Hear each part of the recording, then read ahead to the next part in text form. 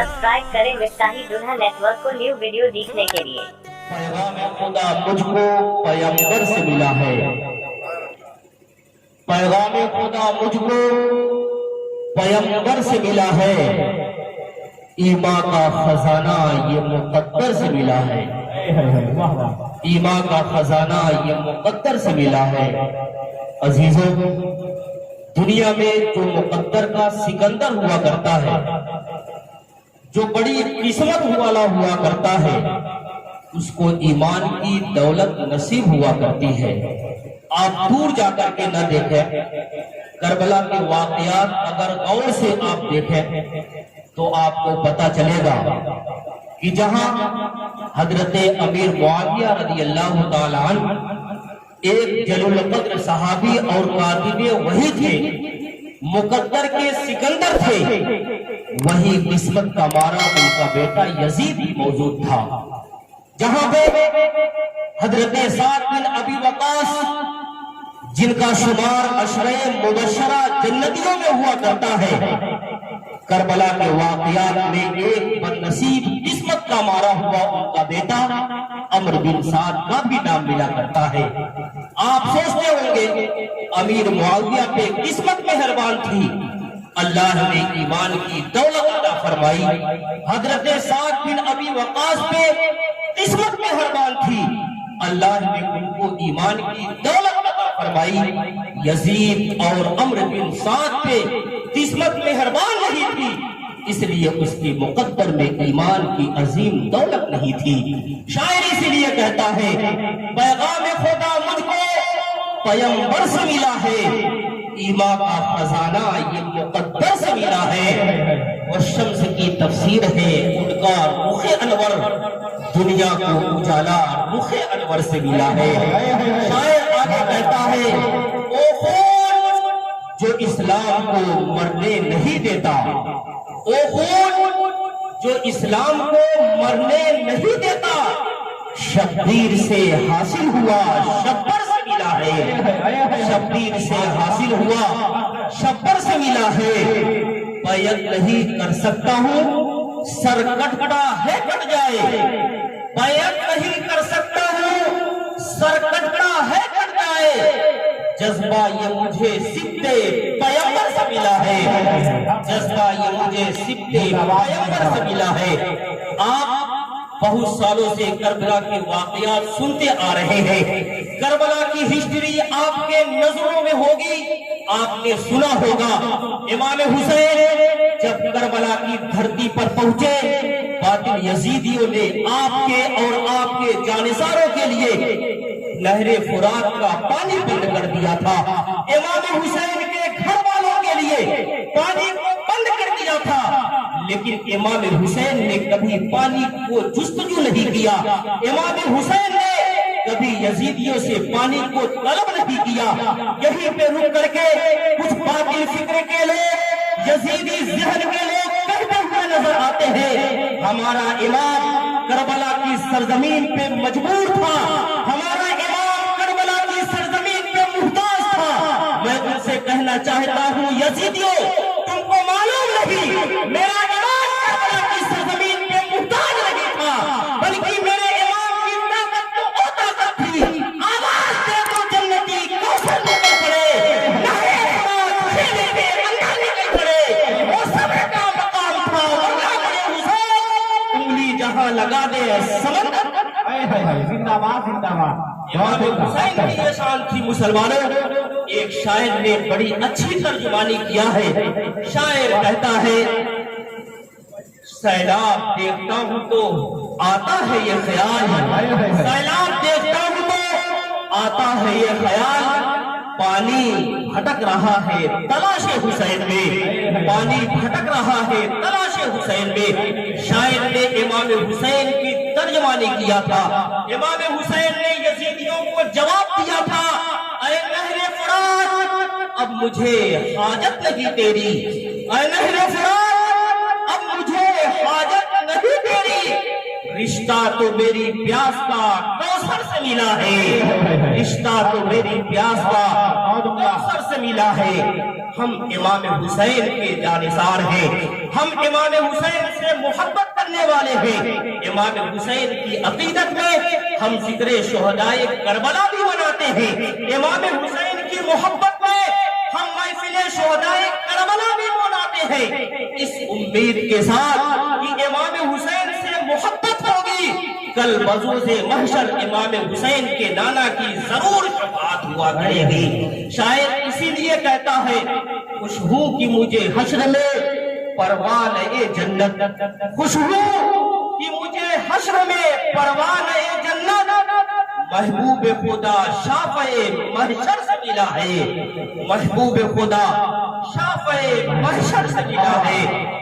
کر کے درود شریف پڑھ لیں، اللہم صلی علی سیدنا شفیعنا حبیبنا مولانا بارک وسلم صلاۃ و سلام علیہ وسلم صلو علیہ صلاۃ و سلام علیک یا رسول اللہ صلی اللہ تعالی علیہ وسلم۔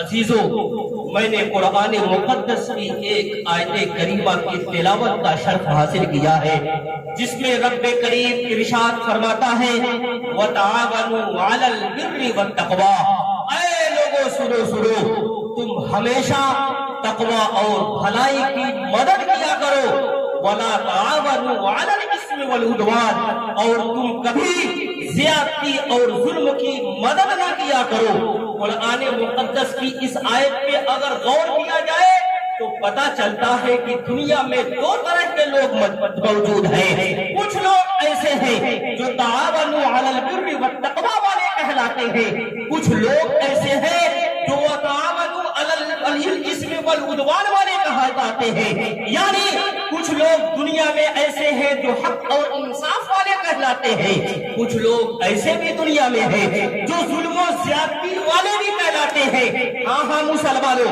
آج آپ جس کا ذکر جمیل کر رہے ہو وہ کربلا کی سرزمین پہ جو تشریف لے گیا تھا، اسی لیے لے گیا تھا تاکہ وہ تعاونوا علی البر والتقوی کا صحیح مصداق بن جائے، وہ تعاونوا علی البر والتقوی کی صحیح تفسیر بن جائے، تعاونوا علی البر والتقوی کی صحیح توسیع بن جائے۔ امام حسین سے پہلے بھی دنیا میں بہت سارے لوگوں نے ظلم و زیادتی کی، اللہ تبارک و تعالیٰ کے مقربین بندے دنیا میں تشریف لائے، اللہ کا پیغام لوگوں کو سنانا شروع کیا، رب کا احکام بھی لوگوں کو بتانا شروع کیا، اللہ کا فرمان بھی لوگوں کو بتانا شروع کیا، لیکن دنیا میں کچھ ظالم و جابر ایسے بھی لوگ آئے جنہوں نے ہمیشہ حق کو نیچا دکھانا چاہا، جنہوں نے ہمیشہ انصاف کو دبانا چاہا۔ آپ تاریخ اٹھا کر کے دیکھو، پچھلے بہت سارے انبیاء کرام ہیں، اگر ان کی زندگی کو بھی دیکھو تو یہی نمونہ نظر آئے گا۔ حضرت موسیٰ کو کون نہیں جانتا؟ آپ دنیا میں آئے، اللہ تبارک و تعالیٰ کا فرمان دنیا میں لوگوں کو بتایا، رب کا احکام لوگوں کو بتایا، لیکن آپ کے زمانے میں ایک ایسا شخص تھا جو بڑا سرما شیطانی صفت نام کا تھا، جس کا نام فرعون رکھا جاتا ہے۔ ہمیشہ اس نے کہا کہ حق کو دبا دیا جائے، ہمیشہ اس نے چاہا کہ انصاف کو دبا دیا جائے۔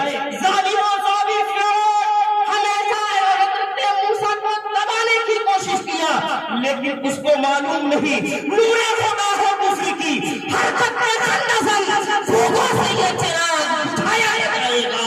حضرت موسیٰ علیہ السلام نے لوگوں کو بتا دیا، لوگوں سنو، دنیا میں وہی زندہ رہتا ہے جو حق کے ساتھ ہوا کرتا ہے، دنیا میں وہی سلامت ہوا کرتا ہے جو انسان۔ عزیزان ملت اسلامیہ، زمانہ بڑھتا گیا، حضرت ابراہیم کے زمانے میں آپ دیکھیں نمرود نام کا ایک شخص دنیا میں نمودار ہوا۔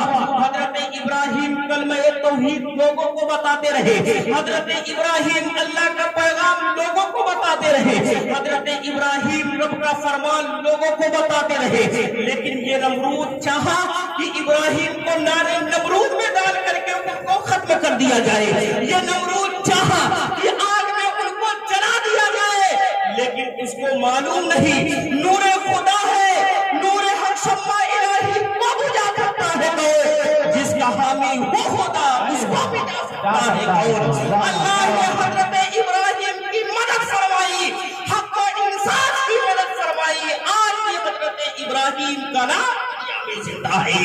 زمانہ آگے بڑھتا گیا، میرے نبی کا بھی زمانہ آیا، آپ کے زمانے میں بھی جالب و جابر صفت کے لوگ موجود تھے۔ ابو جہل کا نام آپ نے سنا ہوگا، ابو لہب کا نام آپ نے سنا ہوگا۔ ہمیشہ نبی کو دبانے کی کوشش کیا، ہمیشہ نبی کو نیچا دکھانے کی کوشش کیا۔ عتبہ اور شیبہ کا نام بھی آپ نے سنا ہوگا، ہمیشہ چاہا کہ نبی کو دبا دیا جائے، لیکن انہیں معلوم نہیں تھا اسلام کی فطرت میں قدرت لچکتی ہے، جتنا ہی دباؤ گے اتنا ہی اترے گا۔ یہ مذہب اسلام کی بات ہے۔ اسلام کو جب بھی جس نے بھی دبانے کی کوشش کی، قسم خدا کی اسلام اتنے ہی سربلند ہو گیا۔ آج سے پہلے دنیا میں بڑے بڑے سورما جنم لیے ہیں، آج کل کے بھی کچھ سورما دنیا میں پائے جاتے ہیں، لیکن ان کی حقیقت کچھ بھی نہیں۔ ان سے بڑے بڑے سورما دنیا میں آئے، لیکن انہوں نے بھی اسلام کا کچھ نہیں بگاڑ پایا۔ نبی کے زمانے میں اسلام پھیلتا رہا، نبی کے زمانے میں اسلام کی تبلیغ ہوتی رہی، نبی کے زمانے میں اسلام کی ترویج ہوتی رہی، اسلام پھل پھول گیا، اسلام بڑھ گیا، خلفائے راشدین کا زمانہ آیا، اسلام پھیلتا رہا۔ لیکن اچانک ایک زمانہ ایسا آتا ہے جو حضرت امیر معاویہ کے بعد یزید ظالم و جابر کے شخص کا معاملہ آتا ہے۔ یہ ظالم و جابر شخص جب تخت نشین ہوا، اس نے یہ چاہا کہ اسلام کو اپسیٹ کر دیا جائے، اسلام کو اب مٹا دیا جائے۔ اسی مقصد کے خاطر اس نے کربلا کی سرزمین پر بہت سارے نمائندوں کے ساتھ امام حسین کو طلب کیا تھا، تاکہ امام حسین جب کربلا کی سرزمین پر آئیں گے ہم ان کو بھی نیچا دکھا دیں گے، ہم ان کو بھی شہید کر دیں گے، ان کے جو جانشین ہیں ان کو بھی شہید کر دیں گے۔ معاملہ یہ ہوگا کہ اسلام کا وجود، حسین کا وجود جب دنیا سے مٹ جائے گا تو اسلام کا وجود بھی دنیا سے مٹ جائے گا۔ لیکن یزید کو معلوم نہیں تھا قتل حسین اصل میں مر کے یزید ہے، اسلام زندہ ہوتا ہے ہر کربلا کے بعد۔ یزید نے کربلا کی سرزمین پر امام حسین کو قتل کرنے کا ارادہ کیا تاکہ اسلام پہ قابض ہو جائے، تاکہ پوری دنیا میں اپنی مرضی کے موافق دین کو چلا سکے، تاکہ پوری دنیا میں مذہب اسلام کے احکام کو مٹا سکے۔ لیکن معاملہ برعکس ہوا مسلمانوں، امام حسین نے پورے نظام کو بدل ڈالا ہے، امام حسین نے جنگ کے پورے نقشے کو بدل ڈالا۔ اب تک معاملہ یہ تھا جو جنگ میں زندہ سلامت جاتا تھا اس کی جیت ہوا کرتی تھی، لیکن کربلا کی سرزمین ایسی سرزمین تھی جو زندہ گیا اس کی ہار مانی گئی، جو شہادت پا گیا اس کو زندگی۔ نعرہ تکبیر، نعرہ تکبیر، نعرہ رسالت، نعرہ رسالت، یا حسین، یا حسین، مولا حسین، مولا حسین، آقا حسین، آقا حسین، دادا حسین، نعرہ تکبیر، نعرہ رسالت، زندہ باد، زندہ باد۔ بہت شاید اسی لیے کہتا ہے حسین زندہ ہے دستور زندگی کی طرح، حسین زندہ ہے دستور زندگی کی طرح، شہید مرتے نہیں عام آدمی کی طرح، شہید مرتے نہیں عام آدمی کی طرح۔ یزید ڈوب گیا شام کے اندھیروں میں، یزید ڈوب گیا شام کے اندھیروں میں، حسین پھیلے ہیں دنیا میں روشنی کی طرح، حسین پھیلے ہیں دنیا میں روشنی کی طرح۔ امام حسین کی ذات کو آپ دیکھیں مسلمانوں، ابھی آپ نے حضرت قاری صاحب سے سنا امام حسین جب پیدا ہوئے نبی پاک صلی اللہ علیہ وسلم نے ان کا نام حسین رکھا۔ آقا کریم صلی اللہ علیہ وسلم آپ سے بے حد محبت فرماتے تھے۔ آپ نے وجہ بھی جان لی، وجہ یہ ہے کہ میرے آقا حسین یہ جنت کے پھولوں کے پھول ہیں، جنت کے نوجوانوں کے سردار ہیں، جنت کی خوشبوؤں کی ایک خوشبو ہے۔ میرے آقا اسی لیے ان کو چوما کرتے تھے، سونا کرتے تھے۔ شاید نے اسی لیے کہا ہے ممدوح مصطفیٰ شہبانہ حسین ہے، یعنی نبی کے آپ کا پارا حسین ہے۔ پیغمبر رسول پاک انہیں چومتے دیکھو، جنت کا پھول انبر سارا حسین کی یہ ذات تھی مسلمانوں۔ امام حسین سے نبی پاک صلی اللہ علیہ وسلم محبت نصیحت فرما رہے ہیں۔ ایک مرتبہ معاملہ یہ ہوتا ہے، آقا کریم صلی اللہ علیہ وسلم کھلاتے کھلاتے اشکبار ہو جاتے ہیں۔ حضرت ام سلمہ ہے، آقا کریم صلی اللہ علیہ وسلم کو دیکھ رہی ہے، عرض کرتی ہے یا رسول اللہ، ابھی آپ حسین کو سون کر کے خوش ہو رہے تھے، ابھی آپ حسین کو کھلا رہے تھے، تبسم فرما رہے تھے، لیکن ابھی معاملہ کیا ہے؟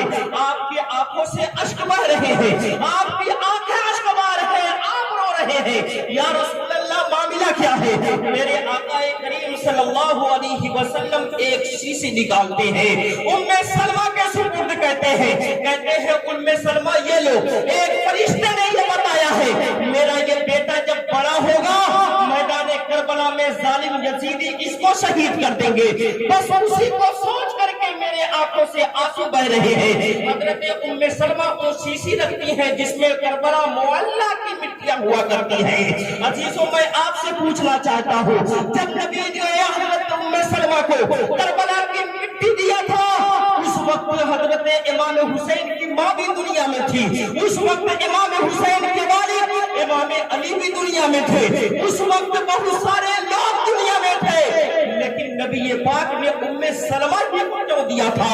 آج کل کچھ لوگ آپ کے عقیدے پہ ڈاکہ زنی کیا کرتے ہیں، ڈاکہ مارنے